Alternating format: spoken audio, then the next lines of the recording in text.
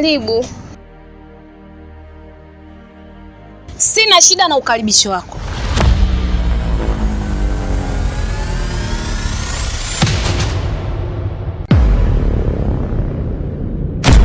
Hivi wewe ni wa kutoka hapa kwenda kwa mwenyekiti kumwambia umebakwa?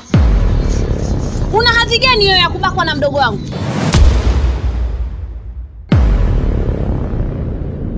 Kwa kipi? Shida ni nini? Sasa ninachokwambia, toka hapa na uo maskini wako, nenda kwa mwenyekiti. Nenda ukafute ile kesi na ufanye kama hakijatokea kitu chochote, na ukitoka hapo ukamwombe mdogo wangu msamaha kwa kumdhalilisha. La sivyo, ukifanya tofauti nilichokwambia, nitakachokuja kukufanyia kwenye maisha yako utakaa utanilaumu.